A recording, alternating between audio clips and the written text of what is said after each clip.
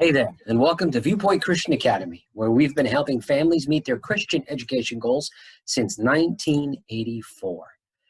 This is another Monday moment, and today we're going to discuss how to incorporate extracurricular activities into your homeschool program.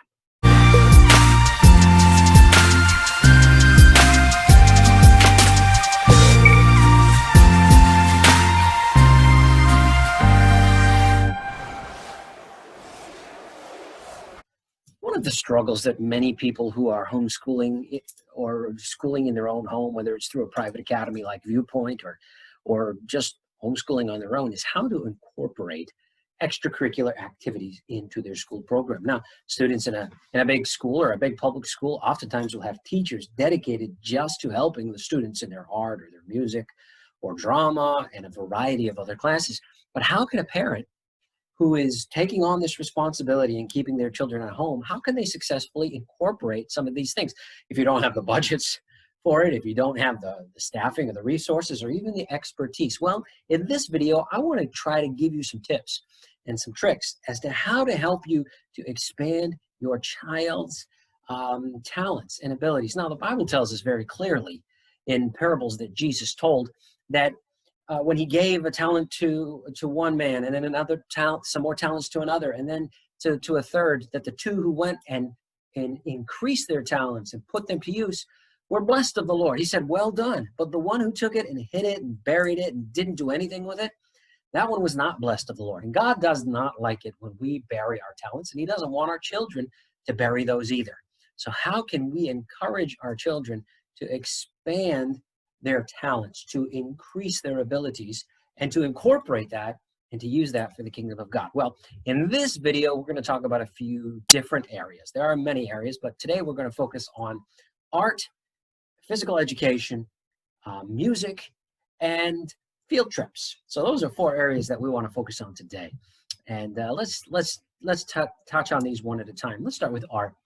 My children personally actually love art. And there is some really good resources out there that are free and paid that you can take advantage of to allow your child to experiment with art, whether it's just pencils or markers or depending on their age, paint, etc.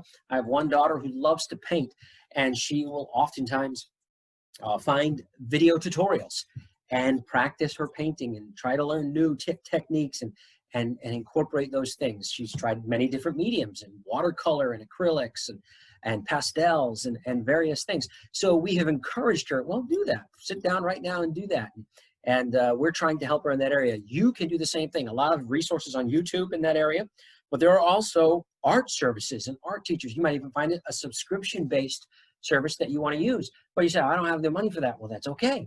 You can find the free stuff. My children absolutely love Art Hub for Kids. It's a free YouTube channel, and the fella on there is very nice and just does a great job of helping the kids to have fun as they learn how to draw and how to learn to use different techniques, maybe for blending, etc. He also has a paid subscription service where they use it. In fact, here's some video of my son showing off some of the different drawings that he's been able to do by watching the tutorials on Art Hub. Hi, I'm Micah, and I'm going to show you my favorite art, okay? This is Gus and Boomer. They're from Wonder Park. I draw this in Art Hub. This is the Road Runner, the fastest bird in Looney Tunes. And this is an ice cream, and this is the banana split.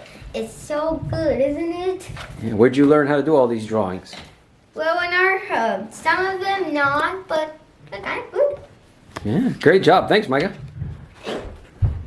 So you can see he just absolutely loves it, and all of my children actually do. Now, it's not just for little kids either, though. There are opportunities for older students and more advanced and more difficult projects with this channel. But then again, there are many out there, and you don't even have to pay if you don't want to. Now, there are paid subscription services, and you may find that your child is a serious art student. You might want to get into that. But at the very least, sit down one day, maybe on a Friday when you don't have any work that you have to worry about, and say, okay, we're going to watch this video, and you're going to experiment. They might find that they love it. they had a good time. Try it a couple times, see what happens. And try to give them that opportunity to express themselves in art. There are also, clay videos, some sculpting and different things, all kinds of things that are out there. Or just get some Play-Doh one day and say, we're going to have a Play-Doh festival, and we're going to see what we can come up with and what we can make. And let's let their creativity expand, and let them use their hands a little bit and express themselves creatively. It's good for them, and it's a great experience. So I encourage you, these are things that you can do even when you're at home, even if you don't have an art degree, right? How about this? PE, physical education. Well, that is certainly something. There's a lot of variety of things that we can do there. But if your child is enrolled in a sports program, then let that count as their PE. You don't have to say, okay, well, we have to do PE class now. Well, if they just went to 2 or 3 different practices and had a game that week, then they've had a good amount of activity, a good amount of exercise. Let that count as their PE. That's perfectly fine. Let that work. Now, right now, unfortunately, with COVID, most sports are being canceled. A lot of things are not going on. There are some sports that are occurring, but a lot of it's just kind of canceled. So how can you encourage your child to have some activity? Well, let me give you a couple of ideas. If you've got a Wii or an Xbox Connect, that's some great exercise right there. Get the sports for Xbox Connect and play that for a half hour, 45 minutes. That is a workout in and of itself. But some of those games that require you to do the motion and the movement, they can be pretty intense. They can work. You say, that sounds like a lot of fun. Yeah. In fact, if you play with them, you'll probably have a lot of fun too, as I know I do. But that's one thing that you could do. Another thing is that there are a lot of apps out there that are good. I've used several of them myself. There's one called Couch to 5K. Couch number 2, 5K. The idea is it's an actual training program that will take you in a matter of weeks from off the couch to being able to run a 5K. And maybe as a family, you could do that together. Maybe that's something you could do. And if you don't want to be that intense, hey, that's fine. Go for a hike. There may be a local park that you can go walking in and just walk for a mile or two. In our town, the track and field is open and available for people to go and walk laps or run laps. Go do that 2-3 times a week. That would certainly be fine.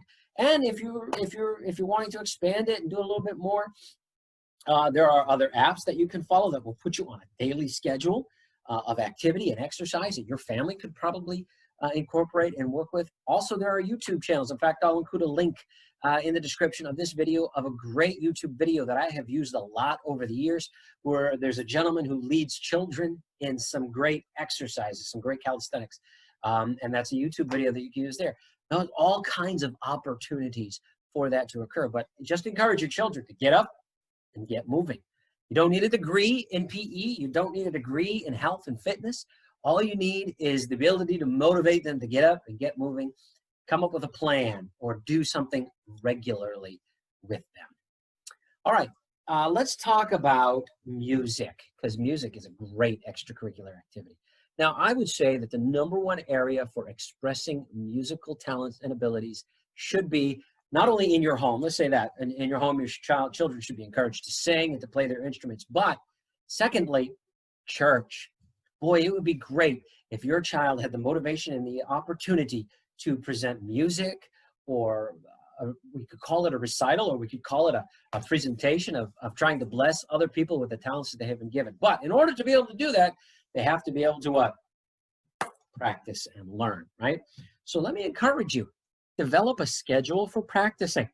You can do this. How can you do that? Well, in the link as well, in the description of this video, I'm also going to include a link for you to print out blank copies of the vision card. You know, these vision cards that we're using to help motivate the students to get their daily goals done.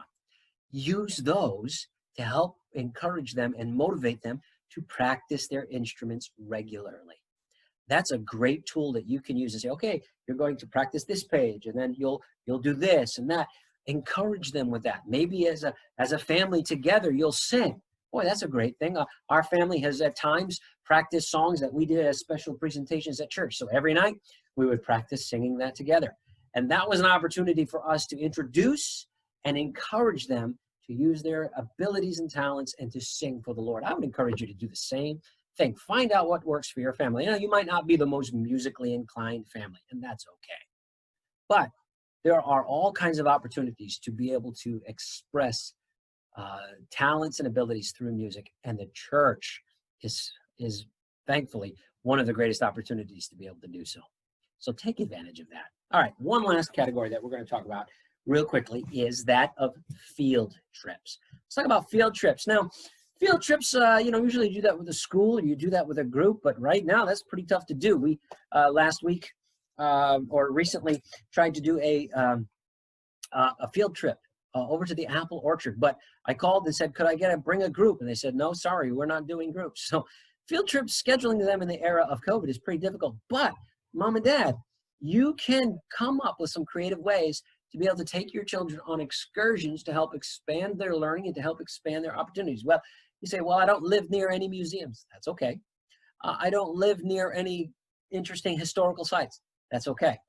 You can find creative ways to do field trips. You might be able to go and learn something somewhere. How about this? And this is just a kind of a way out there idea, but I just want to drop this out for you to be able to think outside that box of what we always consider to be a typical field trip. How about this? How about you take your child, now obviously this would be age appropriate, how about you take your child shopping one week for groceries or for household essential items and turn that into an educational experience?